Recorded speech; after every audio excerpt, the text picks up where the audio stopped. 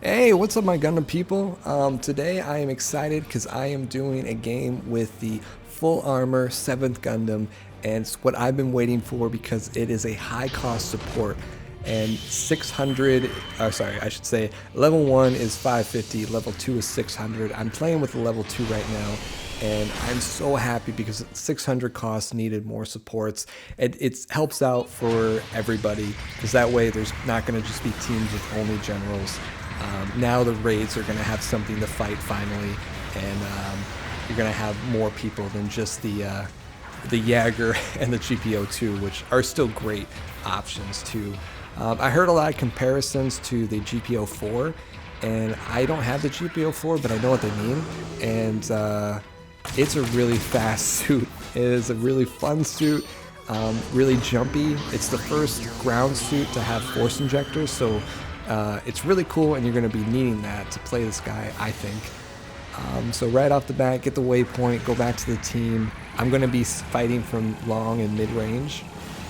So gotta go out and find the generals, dodge some beams, find that Zeta.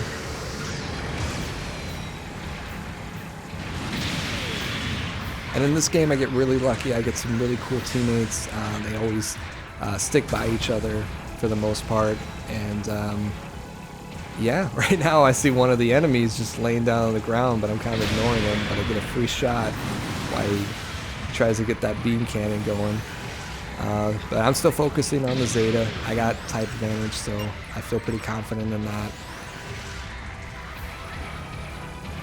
And I see my team is rushing the back of them, so 4v4 and 1v1, it's a pretty fair trade.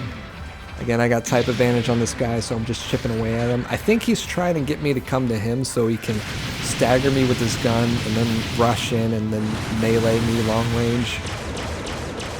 Yeah, I'm just kind of irritated him, making him come to me. I'm trying to have somebody kind of like flank him from the back. I see they're busy, so we're good. And this guy is pretty good at dodging me right now. Pretty quick. I mean, the Zeta gun is awesome to use anyway. And then my teammate gets in the GPO2, and then I finish him off with the grenade launcher. That's pretty much what I do with this guy. I do beam rifle, then I go to beam gun, and then I go to grenade launcher. It's the quickest damage output I can find for this guy. I don't know if I can incorporate the missile pods, but right now I'm going to whip out what makes this guy amazing, his beam cannon. So I think this thing's going to be a double-edged sword, especially for a lot of people, because it does so much damage, but it takes forever to charge. And the cooldown is, I think, like 90 seconds. Because right here, I'm just like, should I switch to my main weapon and help my teammate? But I'm like, no, I'm going to keep this charge going and wait for the perfect opportunity. But luckily, it actually comes to me, because I'm about to ditch it, but then I get a hit on their 7th Gundam, and I get rid of actually over half his health, which is crazy. I wonder if it can one-shot like a Camford or something like that. That would be crazy. Oh my god. So I see those guys just kind of camping that open corner. So again, I'm just chipping away at them while my team focuses on the other guys. And I'm happy I got a GPO2 on my team. So I don't think the 7th Gundam is going to take the place of my GPO2. I actually think the 7th Gundam and the GPO2 support are really complementary to one another. Because with the GPO2, most people kind of play him pretty aggressive because he's such a tank. His Vulcans are crazy damage. His main weapon is crazy damage. The splash damage, again, is crazy. It's great. Where this guy is kind of like the opposite. You're just jumping around. You're being a wasp. You're stinging people. You're getting in and out. Force injections. Again, you're just hopping everywhere. And oh yeah, we had a teammate leave. Maybe he kind of lost internet connection or something, but again, same game plan, chipping away. They should have rushed a little earlier to flank us, but too late.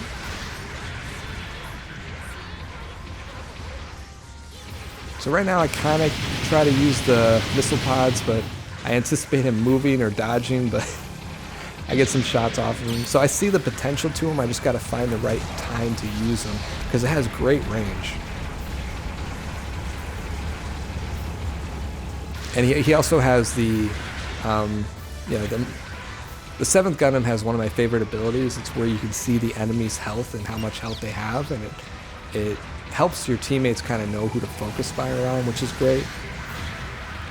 And then I get to see this this little pilot trying to call in an airstrike and get his suit, but that's how I kind of learned that the missile pods don't really have splash damage, because he should have been dead.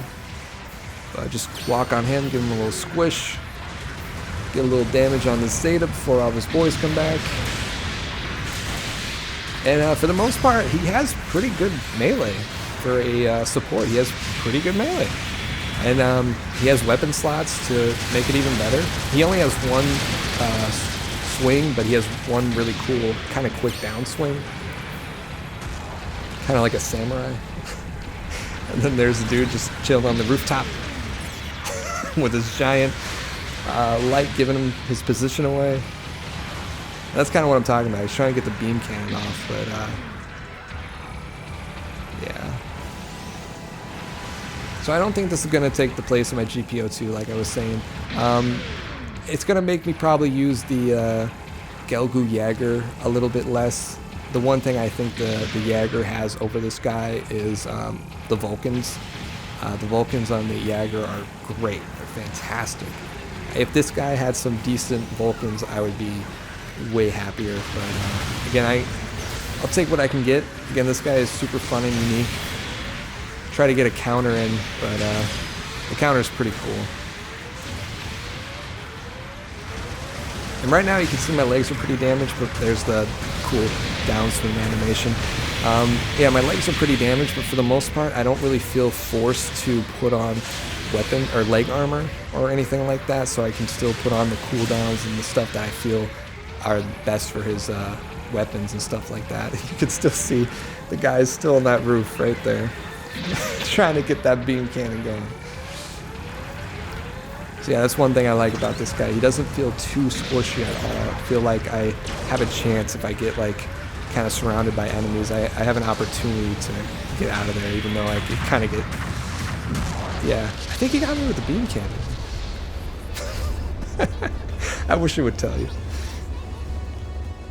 See, and that's when you know you got some good teammates. Let's sortie together. So all of us are dead right now, and yeah, even though we're already in the lead, we're already most likely going to win, still functioning like a good team. Always love to see that. So yeah, the way the staggers work for this guy, so you got your good old one shot. You hold the charge for the beam rifle, and then you let it go, and that will stagger somebody. But if you don't hold it down, you do one shot, and then you switch to your beam gun, or you switch to your your grenade launcher, and just get one or two hits. It will stagger them. Also do that with the missile pods. I don't know how many missile pods it takes. I haven't tried that out yet, but a lot of staggering possibilities. Get a little bit more damage in, and boom, beautiful victory. They had type advantage. They had 3 7th Gundams, so they had 3 supports, 1 general, 1 raid, and we still won. Like, good on my team, man. I wish I could praise them all, because we played the perfect game plan, especially for being a man down. Good job to my opponents. Better luck next time. So yeah, damage dealt, first place, which is fantastic. Only lost 1 mobile suit, fantastic. Again, I'm really liking how this guy plays. It's taken me a little bit to get used to, but super fun. So yeah, let's go take a look at the stats. Hey guys, we're gonna check out the stats for the 7th Gundam. Like I said, I got the level 2, and I mean, it's a 3-star, so it's pretty much what you expect. All the stats are really good. 17,000 health, ballistics 23, beam resistance 23, melee 20, range 44, melee 16. Again, 16 is really good for a support. Movement speed 120, which is amazing for a support. Top speed pretty good. Thruster gauge 65, pretty good. Turning speed's always been kind of like a handicap for support. but you can always change that with just a couple parts. Alright, so we got the beam rifle. I kind of wish it did a little more damage, even if it was just like 100, but the heat rate is pretty manageable. The range is incredible. Beam saver, pretty classic ordinary. Leg pods, again, the damage isn't crazy. It does add up with 16, but it's the range that makes me think, how can I use these in a better situation? Yeah, all the reloads, 10 seconds. So yeah, grenade launcher, 420, ammo 4, range 300. Pretty good, just hit all your shots. We got the beam gun, so this is the weakest one. We got 189 damage, 15 heat rate, which is pretty manageable as long as you don't go too much. You can just continuously harass enemies. I would prefer Vulcans over this, but it is what it is. Yeah, range is pretty average. This is the all mother of damage mega beam cannon, so heat rate is 100%. The range is 800. Oh my god, that's crazy. So the power is 7,875. I've managed to do about 13,700 to one enemy. That's the most so far, but I'm excited to get more. Yeah, oh my god, the overheat is 120 seconds, focus is 20 seconds, that's crazy. So yeah, definitely cooldown parts. And then the shield, always appreciate a shield, so 3,850. And then just a quick little setup. Setup's wrong. Well, let me fix it anyway. How I like to do it is I like to have my grenade launchers on my circle. I like to have my beam rifle or my beam gun on my X. Because I'm not going to be going to my leg pods too much, and I'm not be going to my beam cannon too much. So I want to cycle through these two really quick. Otherwise, I'll just go to my sword and then go to my pods if I want to shoot that. Skills. So high performance radar, level 3, very, very helpful. Scope, yeah, we know what that is. This is probably one of my favorite skills and maybe one of the best skills. So data link, all your allies can see the enemy's health. It is so helpful, so people can help focus fire on who's weak or so on and so forth. And then force injectors for a support type, incredible, very, very cool. High performance Aerosmith gimbal, so that's just your pitch in space, but it is pretty useful. And then we got both waist and shoulder damage reduction by 10%. Performance balancers, so you can just land and do a sword strike. Then we got the ability where you can just go up and down in space without a care in the world, and then shield tackle. Yeah, no, I really, really like the setup to this guy. Oh yeah, here's my setup for that game. So yeah, range, a little bit of melee boost just in case, a little faster, a little speed boost, a little thruster so I can jump around a little more, a little beam armor because that's pretty much what everybody has for weapon type at 600, little HP boost, and then focus ring reduction.